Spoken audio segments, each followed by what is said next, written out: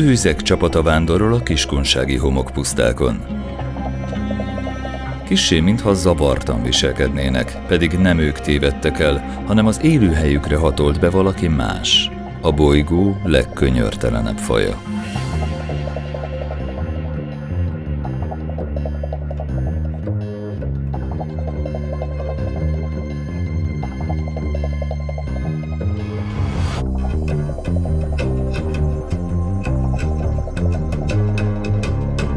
A kínai BYD gyárnak Szeged városa többek között milliárdos építményadó kedvezménnyel hálálta meg a környező gabonaföldek elszennyezését és a hatalmas 300 hektár feletti terület visszafordíthatatlan elfoglalását.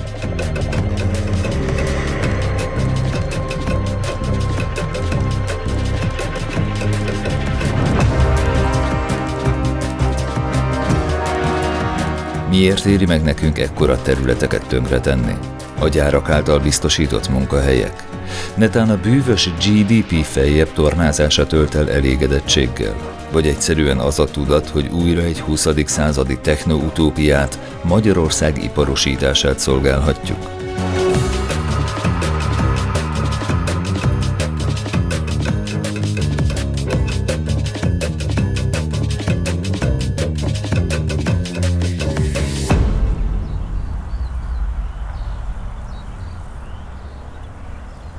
Ökológiai szempontból az építőipart mondjuk a GDP-ben betöltött súlyához képest környezeti, biológiai sokféleségre kifejtett negatív hatását tekintve aránytalanul nagy hatást gyakorol a környezeti, természeti rendszereinkre, ami nem csak az élővilágra, de akár társadalomra, a saját egészségünkre, jólétünkre, a táj esztétikájára is rengeteg negatív, és nagyon sokszor pont az épületek ingatlan jellege miatt egy visszafordíthatatlan súlyú változást idéz elő.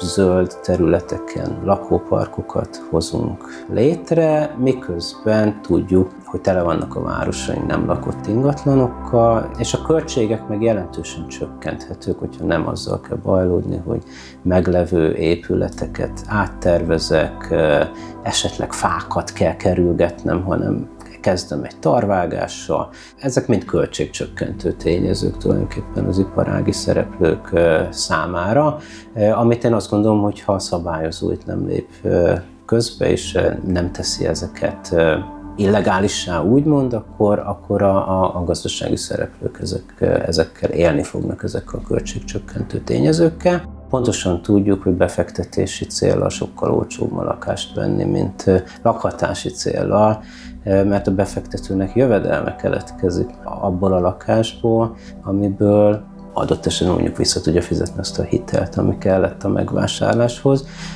Óriási előnnyel indul egy olyannal szembe, aki lakni szeretne abba a lakásba például.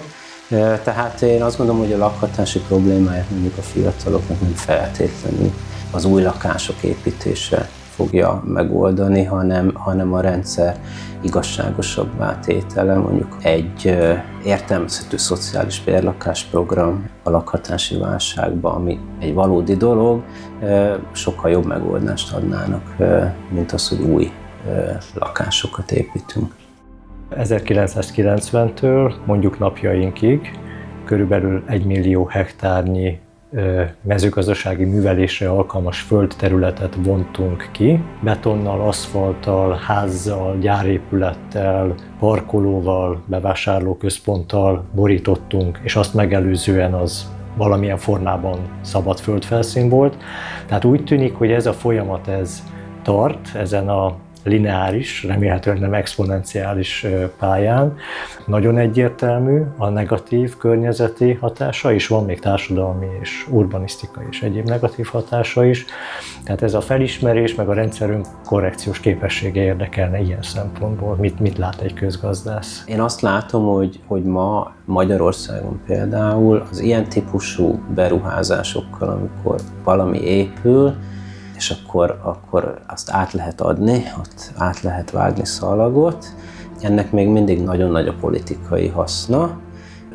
Ez valami olyasminek tűnik, ami segíti az ő újraválasztásukat, és valószínűleg tényleg segíti valamilyen szinten, mert óriási rövidtávú politikai haszna van.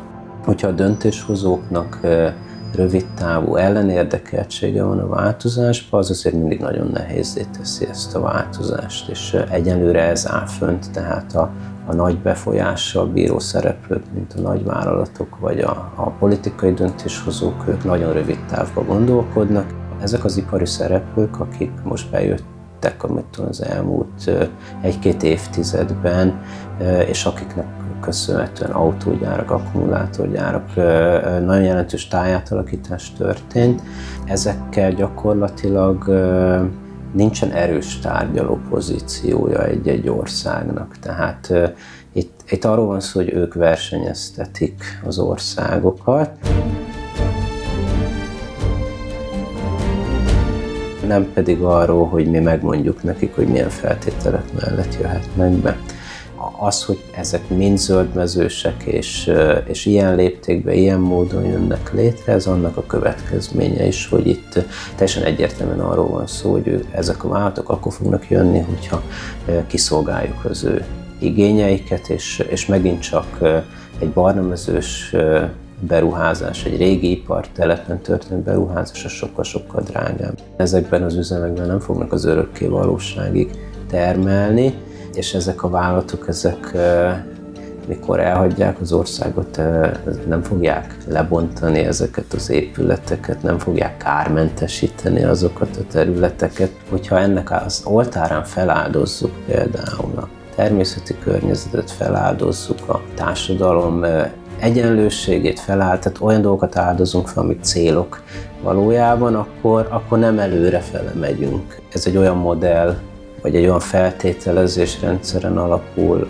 ami fölött eljárt már az idő. Én nem gondolom, hogy az újraiparosítás az egy nyerő stratégia lenne, főleg ebben a formájában, mert hogy fenntarthatósági szempontból nincs lényegi különbség a elektromos autózás meg a nem elektromos autózás között, csak áthelyeztük a problémát a rendszer egyik végéből a másikba, de nem megoldásnak nem nevezném. A korlátolt felelősség az tulajdonképpen annyit követel meg, hogy a cég értékéig felel az okozott károkért vagy társadalmi költségekért, de hát sokszor egy cég értéke arányban sem áll azzal a kárral, amit tud okozni. Gondoljunk mondjuk a tiszai ciánszennyezésre. A cég értéke az dimenzionálisan kisebb, mint az általa okozott természeti kár, vagy annak a helyreállítási költsége, tehát semmire nem mennénk mondjuk egy pereskedéssel.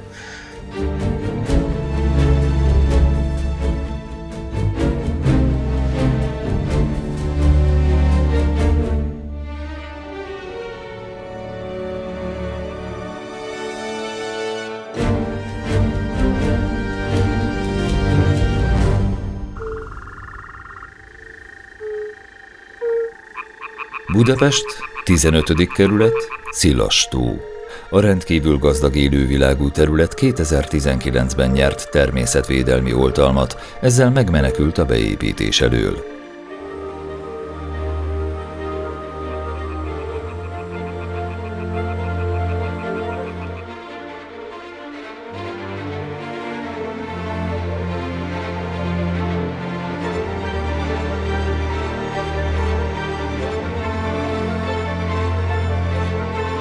Vagy mégsem? Az úgynevezett nemzetgazdaságilag kiemelt beruházások a védett területeknek sem kegyelmeznek. Jogilag nem gátolja őket semmi, nem kell hozzájuk környezeti hatástanulmány, és figyelmen kívül hagyhatják a lakosság vagy a helyi önkormányzati vezetés tiltakozását is.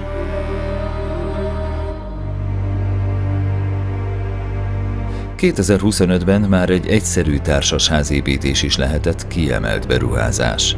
Ennek áldozata lett a természetvédelmi terület melletti zöldmező.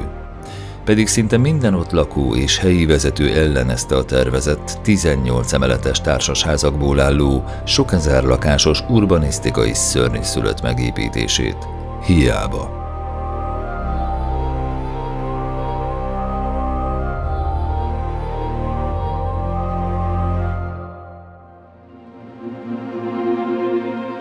24 országon át 12.500 kilométer hosszan húzódik egy európai zöld övezet.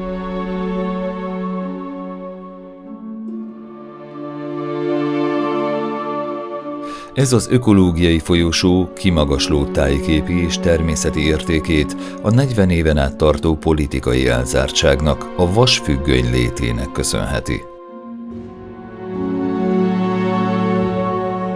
A két hidegháborús blokk közötti határvonal társadalmi szempontból sebb hely, természeti szempontból viszont egy megmaradt oázis. Ezen a területen a fejlődés és a tájátalakulás 4 évtizedre megrekedt, megmutatva, milyen lehetne Magyarország, ha a rendszerváltástól fogva tudatosan figyelünk a táj mértékletes használatára és beépítésére.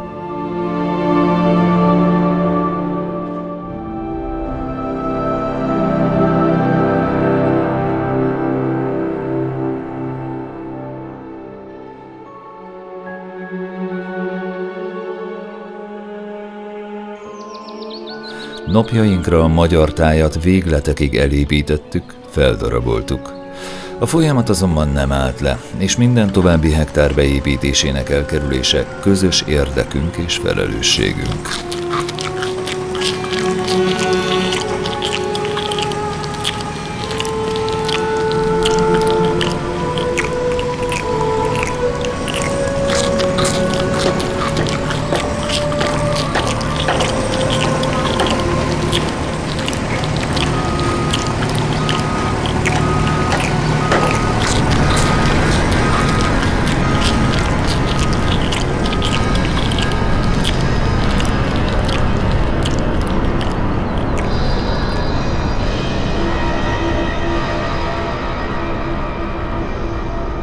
Ebben az iparpolitikában alapvetően nem az építkezések azok, amik a legperspektívikusabb, mondjuk szektorális befektetésnek számítanak. Hát csak ilyenkor szegezik az ökológusoknak a kérdést, hogy rendben van, akkor az építőipart mondjuk a ti igényeitek szerint, vagy az elképzelt modell szerint visszavágjuk, de akkor honnan fogtok munkát adni több százezer embernek, hogy fog a pénz keringeni a gazdaságban, ami nagyon jól kering akkor, amikor építkezések vannak, mert megy a bányászat, megy a vasipar, megy az import, hogy hozzuk be a nyersanyagokat, építőanyagokat, és ez mind megreked akkor, hogyha az építőipart egy kicsit lefagyasztjuk.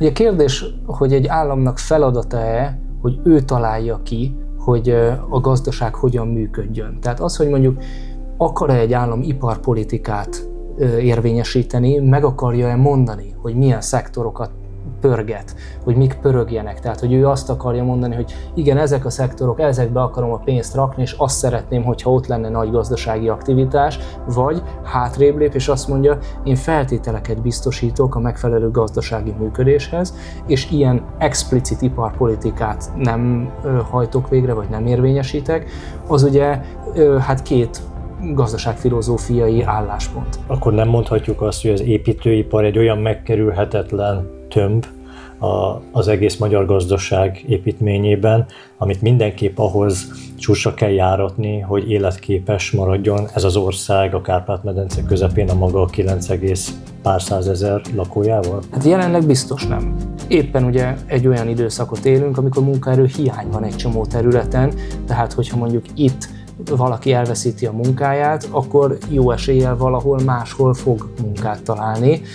Lehetne akár nagyobbat álmodni, és lehetne azt mondani, hogy próbáljuk meg a magasabb hozzáadott érték felé vinni azt a munkaerőt, amelyik mondjuk felszabadul. A munkanélküliség kialakulásának vannak olyan mechanizmusai, amiket egyszerűen elfogadunk. Jön egy új technológia, 2000 ember elveszti a munkáját, hát és akkor azt mondjuk, hogy hát egyértelműen erre van megoldás, nem lesz a probléma olyan súlyos. Itt meg azt mondjuk, hogy hát nem építjük meg ezt az utat, 2000 ember elveszti a munkáját, akkor azonnali katasztrófa van. Nem, nincs katasztrófa. Magyarországon nincs elég feladat. Azt gondoljuk, hogy nincs elég olyan feladat, amivel társadalmi hasznot lehetne szolgálni. Tehát akkor, amikor mondjuk olyan állapotban van akár a vasút, akár mondjuk olyan állapotban van az egészségügy, olyan állapotban van az épületállomány, akkor azt mondjuk, hogy nem tudunk kitalálni valami ennél konstruktívabbat, hogy csak az szolgálhatja Magyarország jövőjét, hogy az építőiparba próbálunk 100 000-eket foglalkoztatni. Ezt a folyamatot ismerve, hogy nincs lakosság növekedés, de mégis foglaljuk a teret az új otthonok számára, ezt valamikor ezt a kérdést át kellene beszélni, és föl kellene oldani, hogy az ezzel járó borzalmas problémákat kezelni lehessen. Igen, ráadásul ennek van egy egyéni szintje is, tehát az, hogy mondjuk az egy főre jutó négyzetméterek száma, az folyamatosan növekszik Magyarországon, az egyéni szinten sem mindig annyira jó. Mert ugye az lesz a kérdés, hogy hány évig és mekkora hitelt kell majd fizetni ezután. Sokáig a gazdaságok szűkösségre adtak választ. Azt lehetett látni, hogy nagyon sok embernek nincs elég valamiből, és ebből alapvető problémái vannak. Amikor eljutunk egy olyan pontra, hogy sok szempontból már van elég a legtöbb embernek, akkor találunk egy más működési logikát, ami nem a fogyasztásnak a folyamatos növelésén keresztül próbál jólétet ígérni. A mostani gazdasági rendszer az elégedetlenségnek a fenntartására épül. Arra épül, hogy akkor fogsz többet fogyasztani, hogyha valamire vágysz még, ami még nincs meg neked. És mindig keressük, hogy mit lehetne még, milyen vágyat lehetne még kicsiholni, mit lehetne itt még megmutatni neked, amire majd vágynál. És ebben nagyon ügyes a gazdaság. Tehát mindig a gazdasági szereplők, még a milliárdosoknak is vannak, akik erre szakosodnak, megmutatják, hogy így lehet neked még egy fokkal jobb. És persze nem lesz jobb, mert a folyamatos vágy, hogy de legyen még több, az önmagában egy negatív hatása jól létre, de ebből a logikából kilépni egyelőre nem sikerült. A hosszú távon az exponenciális növekedési logika fenntarthatatlan. És ha valami fenntarthatatlan, akkor nem fogjuk örökké fenntartani, csak az a kérdés, hogy mikor tudunk erről a modellről átállni valami másra, és mi lesz az a valami más. A 25 hektáros Green Club névre keresztelt lakópark erdővel borított, szelíd hegyekkel körbevéve festői helyen található.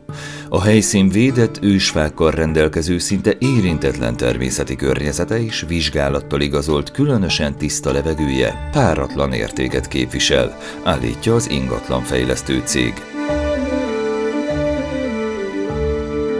A beruházás 6 családi ház felépítését követően megrekedt. Ehhez azonban fel kellett áldozni Zala megye egyik legszebb fás legelőjét, évszázados vadkörtefákat kivágva. Innen 900 méterre található Európa egyik legnagyobb buddhista sztúpája. Buddha szellemét, minden élőlényhez fűződő együttérzését és a helyes mérték filozófiáját hirdeti. Vajon felismerjük-e saját aránytévesztésünket, a sok megtérülőnek látszó, de végül csupán tájromboló építkezés károkozását? Eljutunk-e addig, hogy a beépítésekben megállt parancsolunk magunknak, és keressük a helyes mértéket?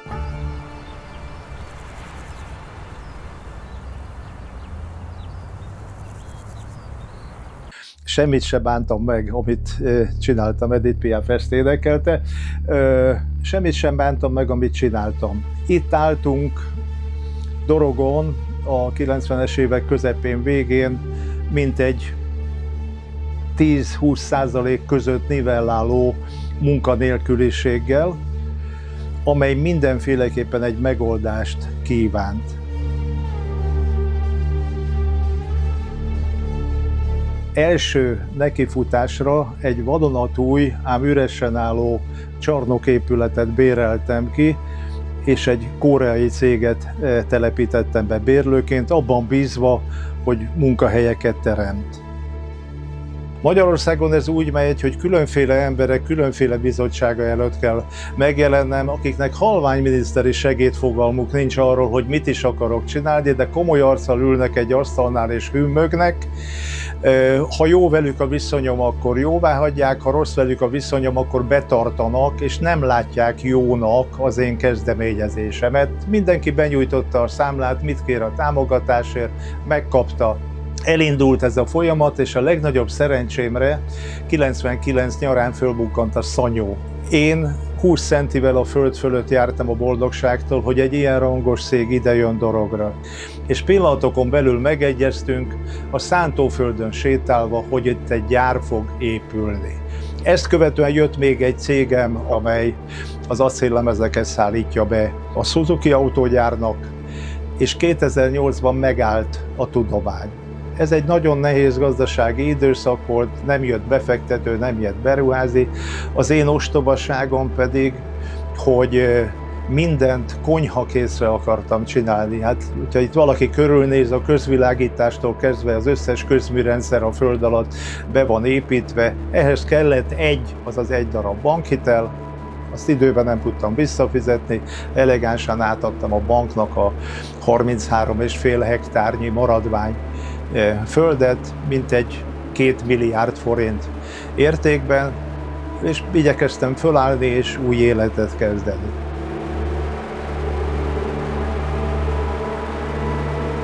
De ha mondjuk egy nagy profittal szállok ki belőle, akkor miután elég hülye ember voltam, valószínűleg egy jacuzzi lett volna megtöltve 72-es tokai asszúval, és 2 fürdősegéd hölgy közreműködésével ott halok meg. Tehát én sem tudtam mit kezdeni sokszor a jó módommal, nem voltam elég okos. Mindenki folyt a kezem közül, mindent elszórtam, imádtam élni.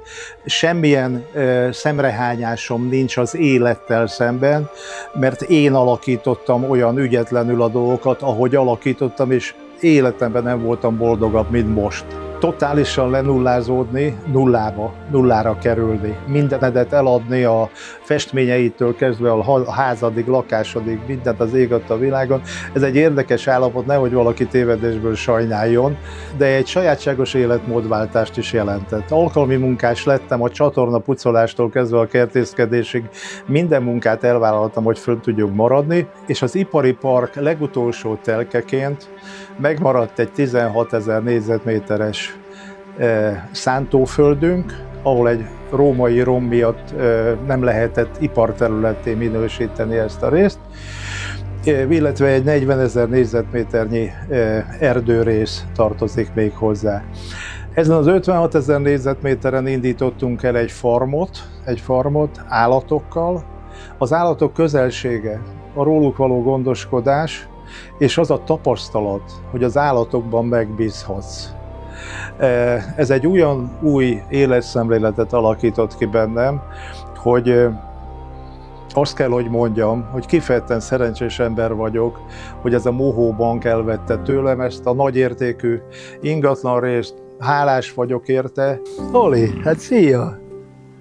Hát gyere! Hát gyere ide! Hát gyere ide! Gyere ide! Megdöbbentő az 1 millió hektár, ami eltűnt a mezőgazdasági művelésből. 2 homlok egyenest egymásnak rohanó törekvés eredménye. Tehát szükség van egyfajta ipartelepítésre, munkahelyek létesítésére, és szükség lett volna egy jól átgondolt tájvédelemre is, megteremteni az egyensúlyt. A szükséges és elégséges iparfejlesztés és a természet védelme között biztos vagyok benne, hogy nagyon nehéz kérdés. Egy külön ezzel a egyensúly helyzettel foglalkozó kormányzati intézmény, korrupciómentes munkatársakkal felvértezve lenne szükséges, amely mindenkoron előre és mindenki számára egyértelműen meghatározza a fejlesztések lehetséges irányát. És amit nem lehet, azt nem lehet.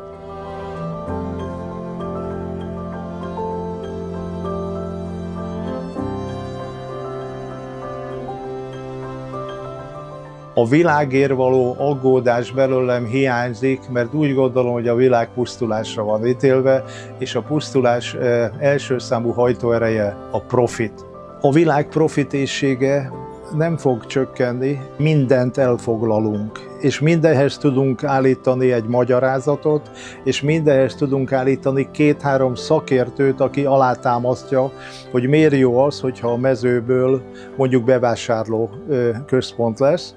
Mi a kapcsolatok országa vagyunk, nyakig ülve a korrupcióban, mindig az erő dönt, a tőke dönt, Amit ti csináltok, az egy fantasztikus, a szigetvári hősökre vagy a Kőszegi vár védelmére emlékeztető hősies tevékenység, hiszen szembe mentek a hadiparral, az autóiparral, a vegyiparral, a pénziparral, a bankokkal, ha úgy tetszik.